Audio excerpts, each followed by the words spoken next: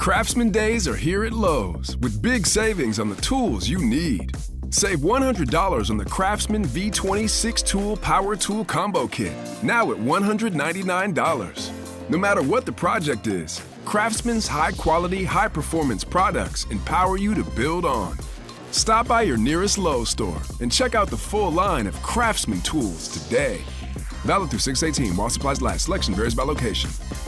Walters Sports Bar is the spot to watch the NFL in the Navy Yard neighborhood. They preset all indoor TVs and seat first come, first served. Visit waltersdc.com/NFL for more information. James Outman, the rookie center fielder, stands in for the Dodgers. Hitting at .253 in 132 games. First pitch belted. Deep right field. Way back. Going, and gone. Goodbye. Into the back of the Nationals bullpen in straightaway right field. And for Trevor Williams, he surrenders his National League leading 34th home run of the year. Worked a third of an inning here on Friday night. 2 walks, a hit, a strikeout through 18 pitches. And a swing and a line drive into center field. A base hit off the curveball. Muncy scores from third. They hold up Hayward as was charged by Young, who got it in quickly. And so Rojas, a single to center. They play station to station. The bases will still be loaded with a run home here in the 5th. It's now the Dodgers 5 and the Nationals 2. And welcome to Nats Chat for Monday, September 11th. 2023, along with MASNsports.com Nationals insider Mark Zuckerman, who is at Nationals Park. I'm Al Galdi, host of the Al Galdi podcast. So rain pummeled so much of the Mid-Atlantic region for so much of the weekend. The result here in Washington, D.C. was a series that has to go down as one of the rainiest series in Nationals history, maybe the rainiest. And I'm not talking about Tanner rainiest. I don't know that we can look up the extent to which any series has been rainy. Maybe Baseball Reference needs to add that to that great website. But the Nats on Sunday afternoon lost to the National League West leading Los Angeles Dodgers 7-3 at Nationals Park in a game that featured yet another rain delay, this one of 58 minutes, bringing the total rain delay time in the series to a staggering 6 hours and 42 minutes. Unbelievable. This episode of the Nat Chat podcast is brought to you by Shirtgood. Make sure that you visit shirtgoodhq.com. Great selection of custom DC novelty t-shirts. The Nats did lose this series, lost 2 or 3 games against the Dodgers. Nats now have lost 10 of their last 13 games. The record for the season is at 64-79. That is the 3rd worst record in the National League. Mark, you have covered this team since it came to D.C. Can you recall a Nats series marred by rain delays the way that this series was? This really became almost comical. Yeah, this may be the first one where we had 3 days and 3 delays. I do feel like there have been some other ones that at least felt as bad in the moment, maybe because they had a really long rain delay and then the game was canceled. So that required a doubleheader the next day or a completion of a suspended game, that kind of thing. I feel like we had a stretch in maybe September of 2018, which was the end of a season that was supposed to be good and obviously wasn't. And so they were playing out the stretch and it really got bogged down, not just here, but I think in Philly too. That was the blowtorch game, a lot of that kind of stuff. But purely 3 days, 3 games in this ballpark, this felt as rough as any of them. And honestly, outside of some exciting moments on Saturday night in the extra inning win, a lot of the baseball that we saw as well was pretty stale and really not a whole lot to get excited about. They trailed early. They never really mounted much of anything in the way of a comeback. And it just, for the first time all year, it felt like they have games that need to be played and they're just going to play them until they're completed. And hallelujah when it's over, right?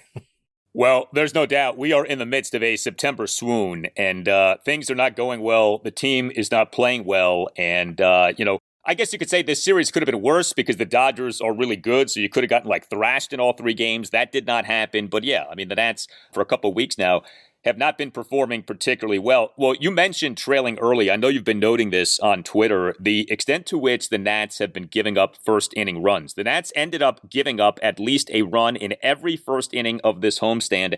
Now have done so in each of the team's last 10 games. This really is something. And the starting pitcher for the Nats in the 7-3 loss to the Dodgers on Sunday afternoon was Trevor Williams. And, I just used the phrase September swoon. The Trevor Williams swoon to his season continues. Another rough outing for him. He officially allowed 6 runs in 4 and a third innings. He gave up 8 hits, a solo home run, a double, and 6 singles. He issued 4 walks, one of which was intentional, issued a hit by pitch, had 4 strikeouts. He, over his 4 and a third innings, threw 101 pitches, 55 strikes. That was it, versus 46 balls. Trevor Williams now this season has allowed 34 home runs. That is the 4th worst total in the majors. And as we have discussed, his season, which had been in a pretty good place not that long ago, has just fallen off. First 11 starts this season, ERA of 3.93. Next 17 starts now, ERA of 6.43. And obviously, 17 starts is not some microscopic sample size. That's a good chunk of your season. He, for a good chunk of his season now, has pitched to the tune of an ERA of nearly 6.5. Now that Mackenzie Gore's season is over, I don't know that the Nats have any option other than to keep putting Trevor Williams out there. It's not like he has that many more starts that he would be making anyway. But geez, this is quite the fall off for this guy these last few months. Well, yeah. So we talked the other night about Jake Irvin and how over a significant stretch, it may have even been 17 starts or 15 to 17 starts where he has turned it around. And you say that's a large enough chunk of the season to say this is legitimate what he's doing. So on the flip side, yeah, what Trevor Williams has done over the same amount of time, essentially half a season, has really not been up to par. And it's been a problem. I know he's had a couple of good ones in there. The game in Williamsport was really good. He had one other good one beyond that. But most of the time when he takes the mound, it's kind of that Patrick Corbin feeling of, well, they're probably not going to win this one, or he's probably going to dig them into a hole, and you just hope he can get them deep in the game. Corbin at least gets him to the 5th, 6th inning. Williams has not even been doing that. And so it's become a chore to watch these starts. And with all due respect to Trevor, who I think is trying to put a positive spin on this as much as he can, his quote to us after this game, talking about the home run that he gave up, he said, quote, "Truly, I thought that was the only mis-executed pitch I threw today." Okay, that's 101 pitches. You outlined it, 4 walks, 13 base runners. Even if you believe that to be the truth, it's not a good look when you've got a 5.44 ERA, when you're struggling to the extent that he is over a long stretch of time, when you define your job as giving your team a chance to win and you're not doing that on a regular basis. I would have liked to see a different answer from him on something like that. I thought that did not come across very well. It is a 2-year, $13 million contract to which the Nats signed Williams as a free agent this past December. Given the ownership situation, it would seem to be highly unlikely that the Nats would just cut ties with Trevor Williams this offseason. He would figure to be back in some form next year. Best guess right now, do you think he will begin the season in the rotation, or do you think that there's a really good chance that the Nats begin him in the bullpen for next season, in part because of the young pitchers who you hope, ascend to being in the rotation, but also because of the way that Williams is pitching right now? We've talked about Jake Irvin pitching his way into the season opening rotation for next year. Do you think Williams is potentially pitching his way out of the season opening rotation for next season? Well, let me read you another quote. Happens to be on that subject from the manager, Davey Martinez. And this was before the game. And it was in response to a question about Williams' workload, because he's gotten to a point that he hasn't been since 2019 with the Pirates, because he had not been a full-time starter in the big leagues in a while. And so we've talked about the young guys watching their workload. He's also watching it for Trevor Williams. But at the end of that quote, where he's describing how they're going to approach this, he says, this is from Davey Martinez, "I keep an eye on him throughout the games, but we definitely want to keep an eye on him as well, because he's going to be here next year and he's going to start games for us next year as well." But we definitely want to keep an eye on him as well, because he's going to be here next year. He's going to start games for us next year as well. Now, maybe that's just a manager saying nice things about a guy at the end of the season and not really being able to know here on September 10th what the state of the rotation is going to be come April 1st, 2024. If things develop the way that you would like them to, and you've got Mackenzie Gore, Josiah Gray, maybe not Cade Cavalli on opening day, Jake Irvin, as we've discussed, even Yohan Adone has done well. Maybe Jackson Rutledge is in the mix by then. Maybe they make a move for someone else in the offseason. And then there's still Patrick Corbin, who has another year on his contract. It seems hard for me to believe that Trevor Williams is just guaranteed a rotation spot to start next season. Now, they're not going to eat the contract. But because he's been a swing man before, he's been a reliever before, it would seem natural to wonder if he might be headed that way. Now, maybe to begin the year, he's in the rotation, but then he's the first guy to go whenever they make a change or when Cavalli's ready, whatever that might be. But I don't think that he has shown enough, or that the contract is such that it demands that he be a permanent fixture in the rotation the way that maybe it's been for Patrick Corbin the last few years. No question. And I guess you would say this too. It would seem unlikely that next season the Nats will enjoy the remarkable in-season starting pitching health that the team has enjoyed this year. And we always say in-season because Cade Cavalli had to undergo Tommy John before the year, and obviously there's the Steven Strasburg predicament. But boy, it would seem, I hope this happens, but it would seem highly unlikely that you're going to go through next season the way that you've gone through this season with, so many of your starting pitchers staying so healthy throughout the year. So in theory, Williams will end up making some starts. The idea, though, would be, is that by design or is that just by necessity? Like, is he the new Paolo Espino where he has to eat up some starts, or is he actually a fixture in the rotation for a good chunk of the season? But yeah, if there is such a thing as pitching your way out of being in a team's rotation for the following season, I don't know how this isn't it. An ERA of 6.43 over 17 starts as the season progresses. Hey Nats Chat, let me tell you about our episode sponsored this week, ShirtGood. ShirtGood makes t-shirts, sweatshirts, and hats with funny niche, if you know designs about DC, the Nats, baseball, music, dive bars, and more. Some of our favorite designs are, we'll always have 2019 with that unforgettable Houston foul pole, the DC street signs for Half Street Southeast, Georgia Avenue, U Street, and more, that disclaimer about this copyrighted telecast, support your local dive bar, mugs with for use only, an embroidered cap with that government issue pen, and a lot more. Check them out at shirtgoodhq.com or on Instagram or Facebook at shirtgoodhq. That's at shirtgoodhq. Nats Chat listeners can get a special discount as well by using the promo code NATSCHAT, that's Nats Chat like our podcast, for 15% off your next purchase at shirtgoodhq.com. Here's your Dylan Cruz update for the game played Sunday in Altoona, Pennsylvania. Cruz lead off center field, 1 for 4 with a strikeout, 169 average through 3 series so far. The Senators lost 5-4 to the Curve. Now back to Mark and Al. 1-0 delivery. Line drive over the leaping third baseman Kieboom. It's fair. Down the line, it hugs the sidewall and goes toward the corner. Freeman chugging for third. He's getting waved in. A loose throw in is cut off. The throw to the plate is not in time. And it's now 7-2 Los Angeles. RBI double Kike Hernandez scoring Freeman from first. And the Dodgers add to their lead.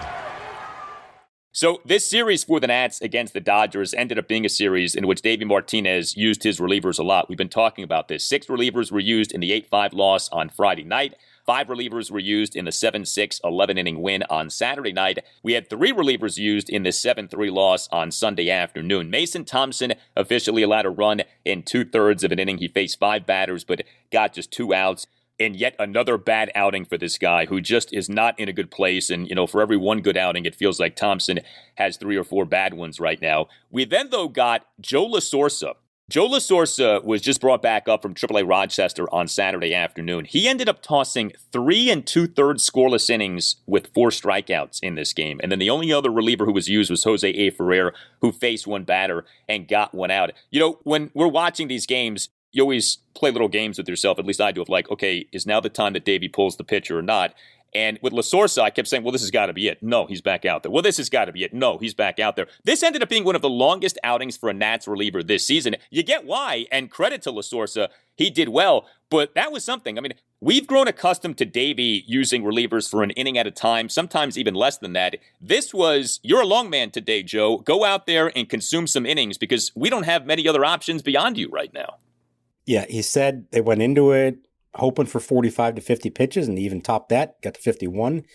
And that's a case where, hey, it's going well. He's getting quick outs. He says he feels all right. Okay, kid, go back out there, see how much more you can give us. And that was a very underrated part of this game that hopefully has a positive effect on the rest of the bullpen for the next few days, because the arms that were saved in what was, really an unwinnable game, now they are available on Monday night if they're in a position to beat the Pirates, Tuesday as well. So it's a thankless job. LaSorsa is in a tough spot right now. He's the odd man out anytime they need to make a move. He's been sent up and down a bunch of times here lately. He joked that he doesn't always remember where he is. He says he wakes up in the morning, he has to remind himself or figure it out what city he's in and who he's playing for, whether it's the Nationals or the Rochester Red Wings. Good for him for taking the right attitude for it. It's not easy. He's done the best he can with the situation. And I can just tell you that an outing like that does not go unnoticed within a clubhouse. It matters to guys in there. They know that it is a thankless job, but that what he did was saving a bunch of other arms so that they can now pitch in some more competitive games moving forward. Offensively for the Nats in this 7-3 loss to the Dodgers on Sunday afternoon, 9 hits, 2 walks, 4 for 14 with runners in scoring position. All 9 of the hits were singles. We did not have C.J. Abrams playing in this game. He's gotten some off days here lately, got another one on Sunday afternoon. We had, as the Nats leadoff batter, though, Jacob Young. And there weren't many bright spots for the Nats in this game for sure, but Jacob Young ended up capping off a really nice series for himself. He was the leadoff batter, and he performed like a leadoff batter in this game. Young, as the Nats starting center fielder and number 1 batter, 2 for 4 with an infield single, another single, and a walk. And he went a C.J. Abrams-like 2 for 2 on stolen bases. Young in the Nats 1-run 6, a 2-out bases loaded RBI infield single to the left side of the infield on a 1-2 pitch to cut the Nats deficit to 7-3. There was not much happening for the Nats offensively in this game. Like we said, this was kind of a ho-hum game, a game in which, you almost got the sense like guys are just kind of playing it out to get on to the next day, with the Nats now having just 19 games left in the regular season. But, a guy who we have talked about, Jacob Young, looking good. His on-base percentage now for the Nats over 52 plate appearances is a rather impressive 380. He's making things happen, and he was one of the Nats' better batters over all 3 games in this series. He has quietly put together an 11-game hitting streak and a 13-game on-base streak. And that's nothing to scoff at. I mean, for a kid in the big leagues for the first time and getting a chance to play and a few times here in the leadoff spot, he's done a really nice job. And we haven't even talked about his defense, which has been spectacular in center field. Dave Roberts afterwards was raving about the Nationals' outfield defense across the board. They had a great weekend out there. And it made a difference on the win on Saturday. The rest of them, not so much. But what's ironic is you're not really necessarily talking about the big name guys or the ones who you think are going to be here in the long term, or at least who you pencil in for that. It's Jacob Young, it's Jacob Liu, it's Travis Blankenhorn. Lane Thomas is obviously a part of this, but there was some tremendous defense played out there in the outfield all weekend, and I would put Young at the top of that list. It's too small a sample to really know what we're dealing with here, but I will say this. We know he can run. It seems like he can play center field with the best of them. If he can just show that he can get on base with any kind of consistency, there's going to be a spot for him in some kind of role. And that's been a very pleasant surprise from someone that most of us didn't really know much about and who it's easy to gloss over because of all the other big name outfield prospects. He was the one who was ready. Now he gets a head start over everyone else, and he's making the most of this opportunity. It's a cool deal because here's a guy, 2021 7th-round pick out of Florida. You always love stories like that. A guy who isn't supposed to necessarily be good ends up being good. It means something even more with this organization because of the futility when it comes to draft picks, period, but especially non-first-round picks. I mean, he by far has been the most impressive of the position players recently brought up from AAA Rochester to play for the Nats, and it's been a lot of fun to watch him.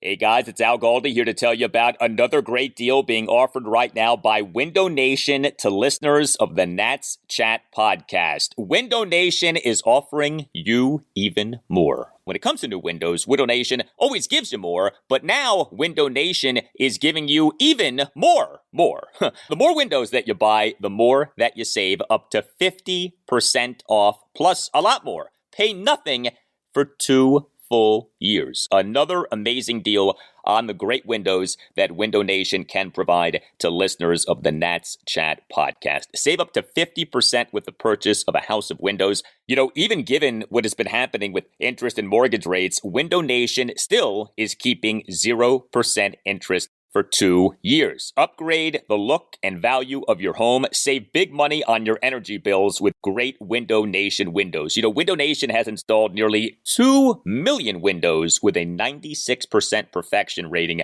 making Window Nation one of the top window companies in the country.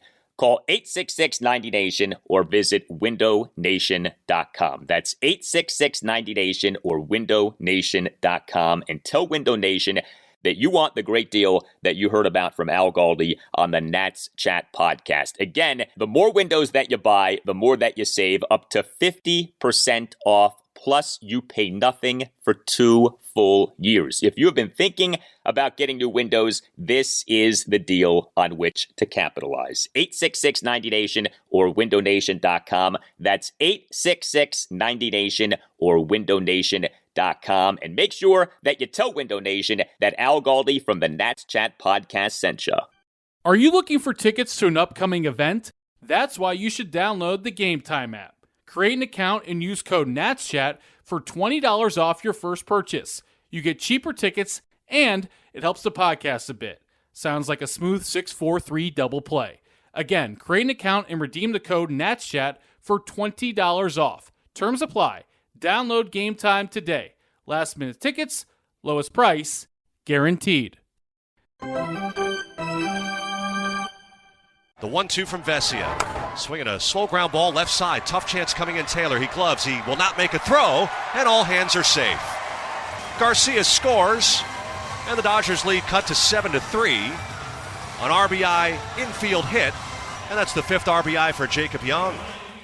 We did see the Lane Thomas home run streak come to an end. Lane, on Sunday afternoon, was the right fielder, so coming off the 3-game absence caused by back tightness, he returned on Saturday night, but was the Nats starting DH for that game, starting right fielder for this game, but did go 0 for 5, so the 4-game home run streak came to an end. And, in talking about some of these guys recently called up from AAA Rochester, we haven't mentioned this guy's name in a while, and that's because he hasn't been doing much. Carter Kieboom. So he on Sunday afternoon, as the Nats starting third baseman and number 8 batter, did go 1 for 4 with a single, but Kieboom in the 8-5 loss on Friday night had the golden sombrero, 0 for 4 with 4 strikeouts.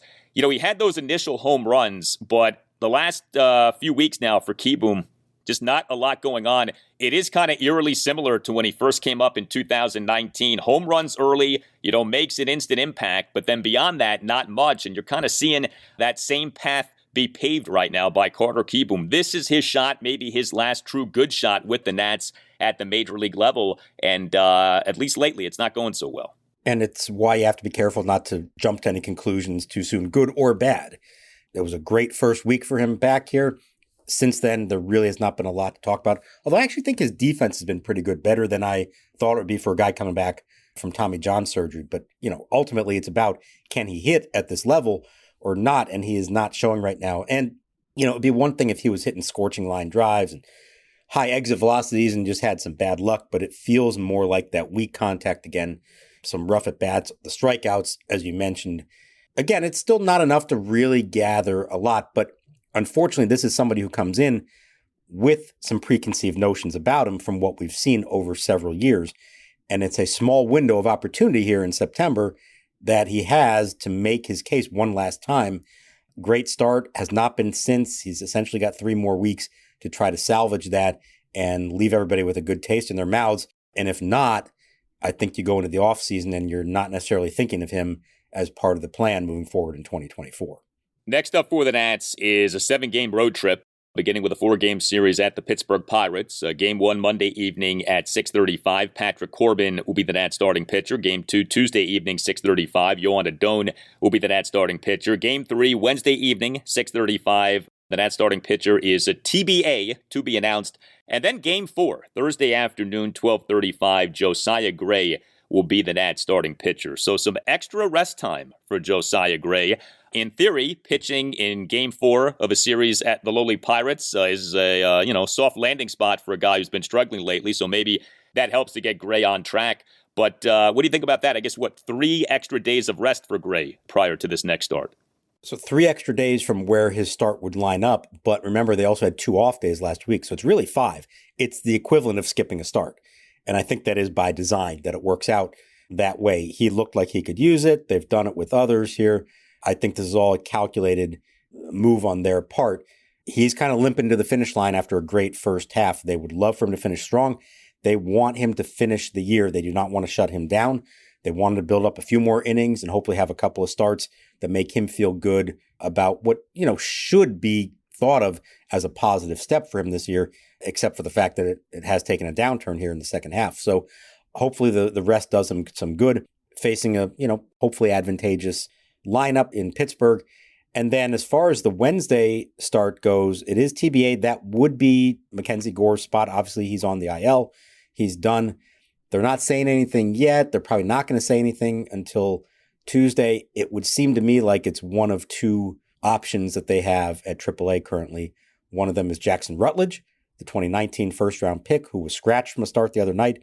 They have not said anything about why that happened, being very coy about it. That lends me to believe that maybe they do believe that he's ready for this. If it's not him and they still want to wait a little bit longer on him, Thaddeus Ward, the Rule 5 pick, has been stretched out as a starter on technically a rehab assignment while coming back from a shoulder injury. We are going to see him, I'm pretty sure, here before the end. So he would be the other possibility for that. So I think it's going to be one of those two. They're both lined up where they could do it if they were called upon. My hunch is we actually see both of them here before the season's over.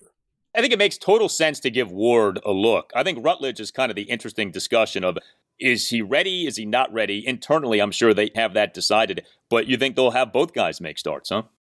What I should say is as long as Rutledge is healthy and, a guy who's had injury problems, they're watching his workload as well. If for whatever reason he didn't make that last start because something wouldn't feel right, then no, of course, they're not going to call him up. But if physically he's fine, I think even if it was for only one start, what the sense I've gotten is that people in the organization do believe he's ready, physically, mentally, everything else.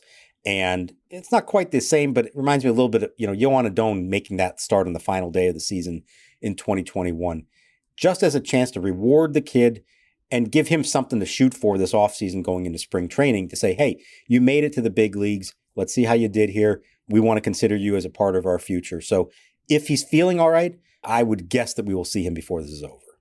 Well, that would be exciting. Add some juice to this Nats season as we wrap things up here down the stretch. This installment of the Nats Chat podcast brought to you by Shirtgood. Make sure that you visit shirtgoodhq.com, a great selection of custom DC novelty t-shirts. Hit us up on Twitter at Nats_chat. You can email the show, natschatpodcast@gmail.com. We always love hearing from you. If you would like to sponsor the show, we'd love to hear from you too. Contact Tim Chalmers. Again, that email address is natschatpodcast@gmail.com. We have a website that we invite you to check out, natschatpodcast.com, at which you can buy a Nats Chat podcast t-shirt. All Nationals radio highlights on Nats Chat are courtesy of 106.7 The Fan. A thank you to Tim Newmark for the Nats Chat podcast music. Visit timnewmark.com. For Mark Zuckerman, I'm Al Galdi. We thank you for listening, and we'll talk to you next time on the Nats Chat podcast.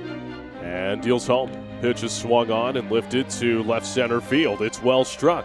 Cruz and Hassel on the run. Cruz into the slide, makes the catch in left center. Scott advances from second to third.